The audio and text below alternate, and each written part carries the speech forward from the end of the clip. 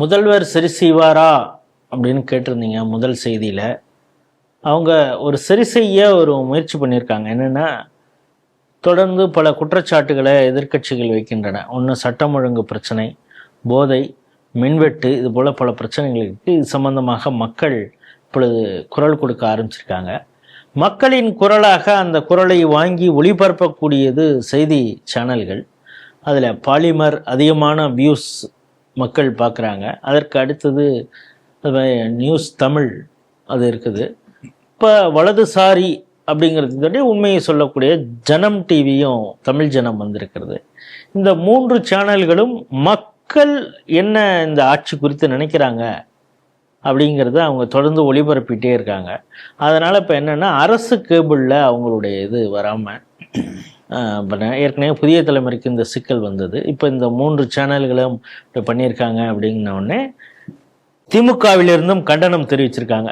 இதற்கு முன்பு திமுகவும் இதே போன்ற வேலையை செய்திருக்காங்க.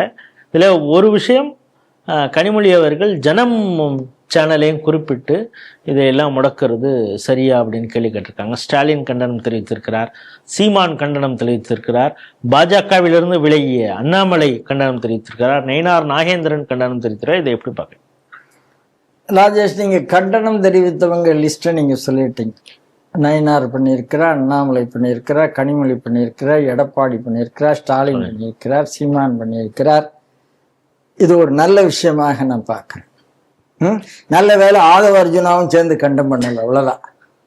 அவர் எதிர்கட்சியாக இருந்தால் பண்ணியிருப்பார். ஆனால் திருமாவளவன் கண்டம் பண்ணலை, ஏன்னா கூட்டணியில் இருக்காங்க. கம்யூனிஸ்ட் கட்சி கண்டனம் பண்ணலை, ஏன்னா இந்த திருமாவளவன் கம்யூனிஸ்ட் கட்சியெல்லாம் பேச்சுரிமைக்கு குரல் கொடுக்கக்கூடியவர்கள். ஆனால் இந்த தடவை கண்டனம் பண்ணலை என்பதை மக்கள் மறந்து விடாமல் பார்க்க வேண்டும். இவங்க உங்க ஆபீஸுக்கு சோஃபா போனதுனால அதையெல்லாம் அந்த சேனல்கள் காட்டினதுனால கோவமா இருக்கலாம். அது சோஃபா போச்சா, சோஃபா கீழே அடியில் ஏதாவது பேப்பரும் போச்சாங்கிறதெல்லாம் நமக்கு தெரியாது. அது பக்கம் இருக்கட்டும், இது முதல். ஆனால் நான் இதை என்ன பார்க்குறேன்னா, இந்த புதிய தலைமுறை எடுத்துக்க, இந்த விஜய் கரூருக்கு போனது, அதாவது விஜயினுடைய ஒவ்வொன்றையும் லைவ் போட்டு ஒரு 400க்கு மேற்பட்ட ஸ்டில்ஸ் போட்டு கார்டு போட்டு அதே திமுக கண்டனம் தெரிவித்தது. புதிய தலைமுறையை அரசு கேபிள்ல இருந்து தூக்கி விட்டாங்க. சமஸ்க்கு பெரிய பிரச்சனையாச்சு. புதிய தலைமுறை, அதாவது தமிழகத்திலேயே முதலையாக அதிகமாக விஜய்க்கு சப்போர்ட் பண்ணினது என்ற குற்றச்சாட்டுக்கு உள்ளாகி, அது உண்மையா பொய்யாங்கிறத விட்டுங்க, குற்றச்சாட்டுக்கு உள்ளாகி திமுகவால் தண்டிக்கப்பட்டது புதிய தலைமுறை. விஜய் டெல்லி போறாரு, டெல்லியில பிரஸ் மீட் பண்ணால, எங்கேயுமே மீட் பண்ணல. அதாவது தமிழ்நாடு பவன்லையும் மீட் பண்ணல, பிரைம் மினிஸ்டர் ஆஃபீஸ்லேருந்து வெளியில் வந்தது மீட் பண்ணலை, வேற எங்கேயும் மீட் பண்ணலை. ஆகையினால டெல்லியில் ப்ரெஸ்ஸை மீட் பண்ணாமல் வந்தது தப்பு. எப்போது ப்ரெஸ்ஸை சந்திப்பீர்கள் அப்படின்னு புதிய தலைமுறை ஒரு கேள்வி எழுப்புது. மீண்டும் புதிய தலைமுறை தாவேக அரசால் தண்டிக்கப்படுகிறது. திமுக போலவே எந்த புதிய, அப்போ என்ன யோசிக்கணும், நேற்று வரைக்கும் நமக்கு சப்போர்ட் பண்ண வந்தானப்பா, அந்த அரசாங்கத்திலேயே இவங்க பண்ணாங்களே, அப்ப இவங்க கேட்கிற கேள்வி நியாயமா இருக்குமே என்ற ஒரு சிந்தனை கூட, அறச்சிந்தனை கூட இந்த அரசாங்கத்துக்கு இருந்ததில்லை என்பதுக்கு அதுக்கு முதல் காரணம். சரி, இப்ப ஜனம் நியூஸ் 24x7 பாலி, நீங்க பாருங்க, இன்றைக்கு அதிகமாக தாவேக அரசை விமர்சிப்பவர்கள் இவர் தான். சன் டிவி விமர்சனம் பண்ணுது, கலைஞர் டிவி விமர்சனம், அவர்கள் கட்சி சார்ந்தவர்களா இருக்கிறதுனால அவங்க எல்லாம் நீங்க கை வைக்க முடியாது. ஏன்னா அவர் தான் ஓப்பனா சொல்லிட்டாருல, நீங்க நடத்துறதே அவங்க ஆட்சின்னு சொல்லிட்டாரு. அப்போ ஆட்சியில பங்குல இருக்கிறவங்களை நீங்க எப்படி பண்ணுவீங்க? பண்ண முடியாது. நீங்க இந்த 3 பண்றதா இருந்தா அவங்களையும் பண்ணிருக்கணும், பண்ணல. அப்போ இந்த 3 மட்டும் நீங்க அரசு கேபிள்ல சிக்கல் வரமாட்டால், இதுல ஏதோ டெக்னிக்கல் ஃபால்ட்டு, அந்த ஃபால்ட்டு, அது இதுன்னு ஒரு ஃபீ என்னென்னமோ எல்லாம் அதற்கான பணம் கட்டப்படவில்லை, அதெல்லாம் டெக்னிக்கலா சொல்றதெல்லாம் டெக்னிக்கல் லைஸ். சரிங்களா?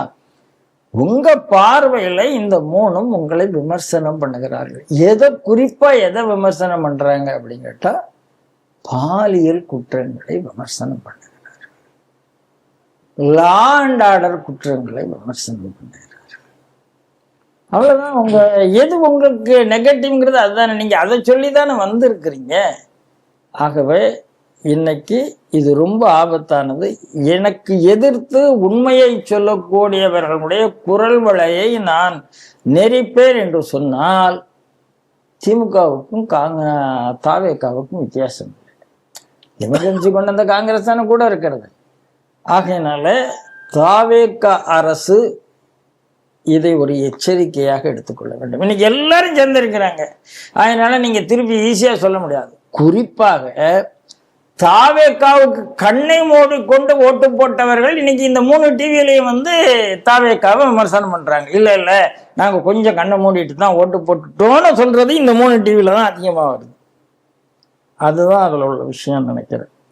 அப்போ இன்னைக்கு நீங்க இல்ல இதை மேட்டர் ஆஃப் டைம் நாங்க சரி பண்ணிடுவோம் அப்படிலாம் சொல்றீங்க, ஆச்சரியமா இருக்கிறது. ஆனால் மீண்டும் சொல்றேன், நீங்க மாரிதாசை கைது செய்யும் போதே எங்களுக்கு தெரிந்து விட்டது நீங்க ஒன்றும் குரல் கொடுக்கிறவங்களுக்கு, நியாயத்துக்கு குரல் கொடுக்கிறவங்களுக்கு வக்காலத்து வாங்குவதற்கு இல்லை.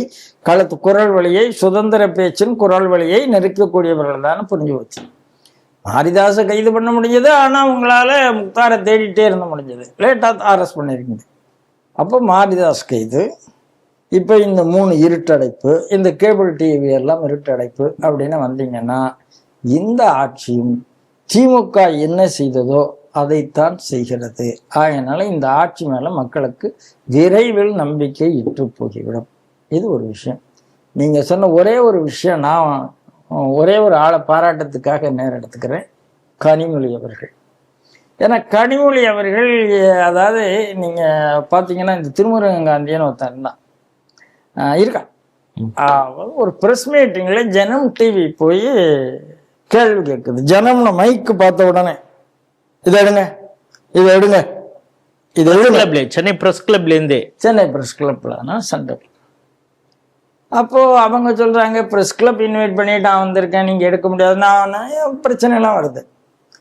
அந்த நேரத்துல எல்லாம் ஜனமுக்கு ஆதரவு கொடுக்கவில்லை. இவங்க யார், திமுக காரர்களோ மற்ற யாருமே ஆதரவு. ஜனம் டிவியை அதை RSS டிவி என்று பிராண்ட் பண்ணி கொண்டிருந்தவர்கள் திமுக காரர்கள். திமுகவினுடைய ஒட்டுண்ணி இயக்கங்கள் எல்லாம் இன்னைக்கு அதையும் தாண்டி ஜனமுக்காகவும் கனிமொழி குரல் கொடுத்திருக்கிறார் என்று வரும்போது, ஆஹா, எதிர்கட்சின்னு வரும்போது எல்லா கட்சியும் தாவேக்காக்கு எதிராக இருக்கிற எல்லா டிவியும் நமக்கு வேணுங்கிறது இன்னைக்காவது அவங்க அறிவுக்கண்ணை திறந்திருக்கிறதே, இன்றைக்காவது கனிமொழி ஜனம் டிவிக்காக பேசியிருக்கிறார்களே என்பதற்காக கனிமொழி அவளுக்கு சிறப்பு பாராட்டுகள். இது நீங்க கேட்ட கேள்வினால நான் எடுத்து சொல்லியிருக்கேன், அவ்வளவுதான்.